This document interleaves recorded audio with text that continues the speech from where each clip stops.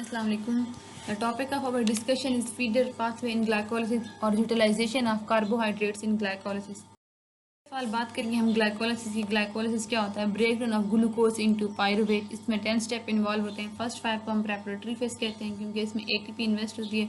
Last 5 जो होते हैं वो पे ऑफ फेज होते हैं क्योंकि उसमें एटीपी गेन हुई है। All steps have enzyme catalyse, मतलब सबके पास एंजाइम्स होते हैं।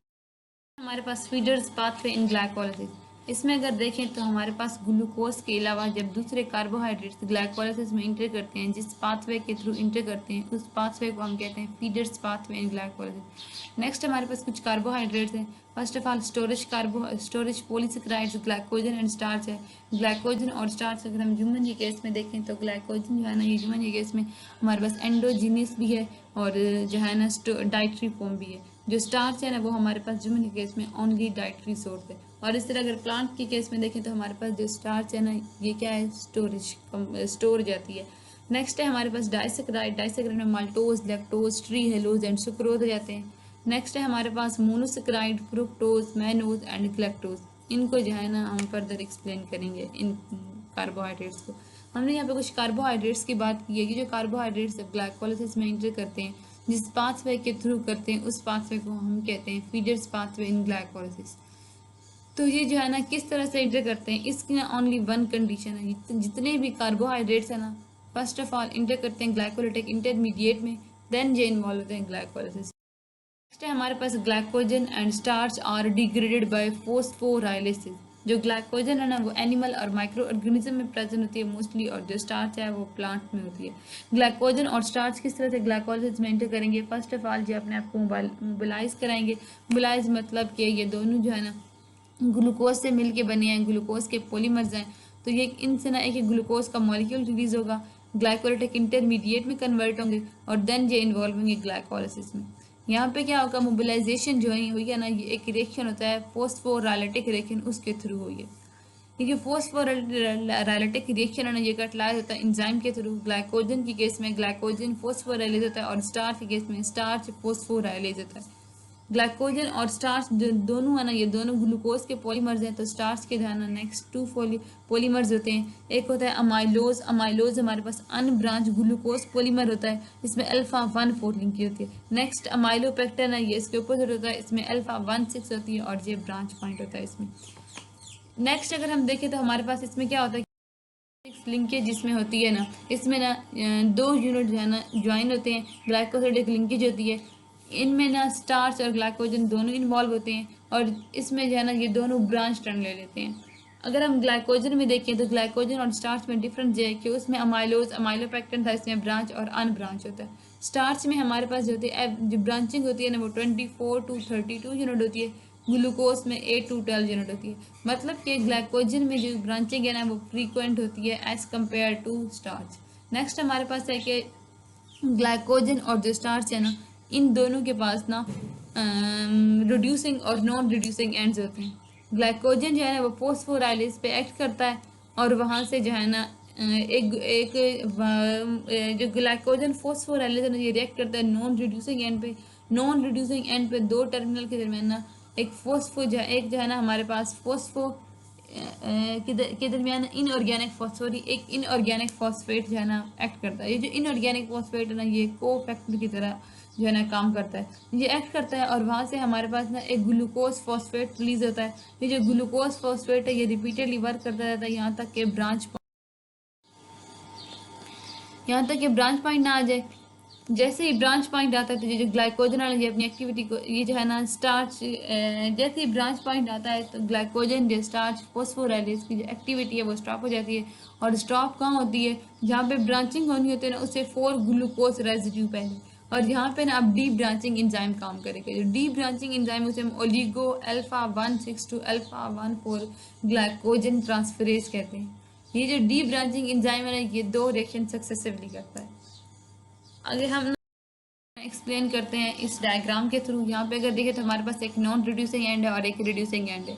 इनके दरमियान जो है ना ग्लाइकोसिडिक बॉन्ड है, इस बॉन्ड के ऊपर ना ग्लाइकोजन फोस्फोराइलेज या फिर स्टार्च फोस्फोराइलेज एक्ट करेगा और यहाँ से एक यहाँ पे ये फोस्फोराइलेसिस हो रही है तो यहाँ पे क्या होगा, इस रिएक्शन को मतलब हम इसमें कहेंगे कि फोस्फोराइलेज, तो इनऑर्गेनिक फॉस्फेट एक्ट करेगा। तो यहाँ पे हमारे पास एक जो है ना ग्लूकोज 1 फॉस्फेट आ जाएगा हमारे पास, और नेक्स्ट हमारे पास एक ना ग्लूकोज का रेजिड्यू बच जाएगा। इसमें ना ग्लूकोज का एक यूनिट कम होगा, वो कम इसलिए होगा क्योंकि एक निकल गया ना ग्लूकोज 1 फॉस्फेट। ये जो हमारे पास ग्लूकोज का रेजिड्यू आया ना, इसके ऊपर जो है ना फर्दर इसकी जो नॉन रिड्यूसिंग एंड है उसके ऊपर ग्लाइकोजन फॉस्फोराइलेज या फिर स्टार्च फॉस्फोराइलेज एक्ट करेगा, और वहाँ से ग्लूकोज 1 फॉस्फेट जो है ना अलग हो जाएगा।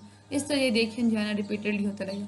ये ग्लूकोज 1 फॉस्फेट है ना, ये कैसे इंटर करेगा ग्लाइकोलाइसिस में? ये अब ग्लाइकोलाइसिस का इंटरमीडिएट तो है नहीं, तो ये क्या करेगा, ये अपने आप को कन्वर्ट करेगा ग्लूकोज 6 फॉस्फेट में।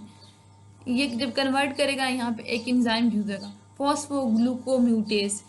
जो फॉस्फोग्लूकोम्यूटेज है ना, म्यूटेज मतलब कि ना इसका फंक्शनल ग्रुप चेंज हुआ ना, 1 फॉस्फेट से 6 फॉस्फेट हो गया। तो इस तरह जो ग्लूकोज 6 फॉस्फेट है ये ग्लाइकोलाइटिक इंटरमीडिएट है, तो ये ग्लाइकोलाइसिस में जो है ना इंटर कर जाएगा। ये जो ग्लूकोज 1 फॉस्फेट है ये जो है ना ग्लाइकोलाइसिस में इंटर करेगा, या फिर अदर पाथवे मतलब जैसे कि पेंटोज है इसमें जो है ना इंटर कर देगा। कार्बोहाइड्रेट की डाइजेशन नहीं होती तो इसमें क्या होगा, हमारे पास कार्बोहाइड्रेट की डाइजेशन नहीं होती। अब कार्बोहाइड्रेट की डाइजेशन कहाँ होगी? कार्बोहाइड्रेट की जो डाइजेशन है वो होगी स्मॉल इंटेस्टाइन में। पेनक्रियास से ना एक एंजाइम आता है pancreatic alpha amylase. Pancreatic alpha amylase है ना, ये जो है ना पेनक्रियास से आता है, फिर भी पेनक्रियास में क्या होता है, इनएक्टिव होता है। ये एक्टिव कहाँ होगा? स्मॉल इंटेस्टाइन में जाके एक्टिव होगा। स्मॉल इंटेस्टाइन में ओलिगोसेक्राइड पे वर्क करेगा, माल्टोज माल्टोट्रायोज ओलिगोसेक्राइड, इसको हम कहते हैं लिमिटेड एक्सट्रीन। ठीक है, हमारे पास माल्टोज और माल्टोट्रायोज है ना, ये हमारे इन दोनों के दरमियान अल्फा 1,4 लिंकेज होती है, और जो नेक्स्ट हमारे पास लिमिट एक्सट्रीन है इसमें अल्फा 1,6 होती है। और अगर हम देखें तो माल्टोज और जो डेक्स्ट्रिन है ये डिग्रेड होते हैं एक इंजाइम के थ्रू, तो हम कहते हैं इंटेस्टाइनल ब्रश बॉर्डर इंजाइम। ये जो इंटेस्टाइनल ब्रश बॉर्डर इंजाइम है ना, ये इसका फंक्शन क्या होता है? इसका फंक्शन ये होता है कि ये ना फिंगर लाइक माइक्रोविलाई पे जो है ना कंसिस्ट होता है, और इसका काम होता है ये ना जो इंटेस्टाइन है ना स्मॉल इंटेस्टाइन उसके सरफेस एरिया को क्या करता है, इंक्रीज कर देता है। ये जो हमने सारी बात की, ये हमने स्टार्च की बात की। जो हमारे पास होती है ना दूसरी हमारे पास ग्लाइकोजन थी, जो ग्लाइकोजन है ना उसका भी स्ट्रक्चर सेम होता है, तो उसका जो डाइजेशन है ना वो भी से होता है। ठीक है, अब हमारे पास जो डाइसेक्राइड्स हैं और मोनोसेक्राइड्स हैं, हम इनकी बात कर रहे थे। जो मोनोसेक्राइड है वो तो डायरेक्टली एपिथेलियल सेल में इंटेस्टाइनल सेल में कन्वर्ट हो जाती है, मतलब चली जाती है। जो डाइसेक्राइड है वो कैसे, वो क्या करेगी, वो कैसे जाएगी? तो डाइसेक्राइड को जो है ना हम फर्स्ट कन्वर्ट करेंगे मोनोसेक्राइड में।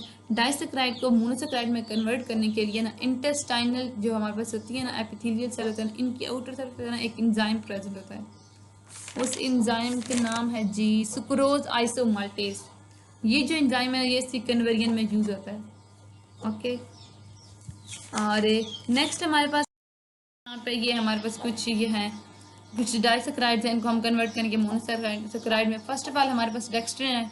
डेक्स्ट्रिन जो है ना ये डेक्स्ट्रिनेज एंजाइम के थ्रू डी ग्लूकोज में कन्वर्ट होता है। नेक्स्ट हमारे पास माल्टोज है, माल्टोज है ना माल्टेज के थ्रू डी ग्लूकोज में कन्वर्ट होता है। हमारे पास आगे है लैक्टोज। लैक्टोज जो है ना डी ग्लैक्टोज के थ्रू डी ग्लूकोज में कन्वर्ट, लैक्टोज जो है ना सॉरी लैक्टेज के थ्रू जो है ना डी ग्लैक्टोज और डी ग्लूकोज में कन्वर्ट होता है। नेक्स्ट है हमारे पास सुक्रोज। सुक्रोज जो है ना वो सुक्रेज के थ्रू डी फ्रुक्टोज और डी ग्लूकोज में कन्वर्ट हो जाता है।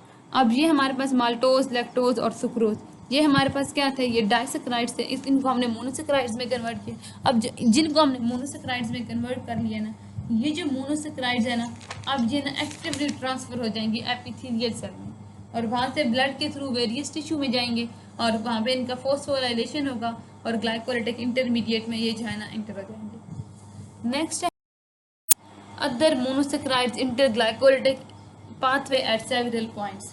यहाँ पे अगर हम देखें तो हम सबसे पहले बात करेंगे मोनोसेक्राइड्स में हमारे क्या होते हैं, ग्लैक्टोज होता है और फ्रुक्टोज होता है। फर्स्ट ऑफ ऑल हम बात करेंगे कि फ्रुक्टोज की। फ्रुक्टोज में ग्लूकोज के अलावा जो अदर हेक्सोज होती हैं ना उनका पहले फॉस्फोराइलेशन होता है, मतलब अपने आप को ग्लाइकोलाइटिक इंटरमीडिएट में कन्वर्ट करती हैं, देन वो इन्वॉल्व होते हैं ग्लाइकोलाइसिस में। ये डी फ्रुक्टोज होता है, ये कहाँ पाया जाता है, ये कहाँ प्रेजेंट होता है, मैनी फ्रूट्स में प्रेजेंट होता है, और वर्टिब्रेट्स की स्मॉल इंटेस्टाइन में प्रेजेंट होता है। And found by hydrolysis of sucrose. ये जो इसमें क्या आगे बात हमारे पास सुक्रोज। सुक्रोज हमारे पास क्या है, डाइसेक्राइड है, ये डिग्रेड हुआ है ग्लूकोज प्लस फ्रुक्टोज से। अच्छा जी, ये हमारे पास कैसे हुआ है, ग्लूकोज प्लस इससे हुआ है, ग्लूकोज और इसमें हमारे पास फ्रुक्टोज होता है। जो ग्लूकोज होता है बना देगा।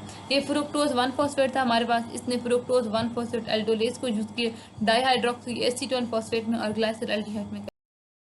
नेक्स्ट हमारे पास जो है ना डाईहाइड्रोक्सी एसीटोन फॉस्फेट, ये एक एंजाइम यूज करेगा ट्राइओस फॉस्फेट आइसोमरेज, उसके थ्रू ना ये ग्लाइसिल एल्डिहाइड 3 फॉस्फेट में चला जाएगा।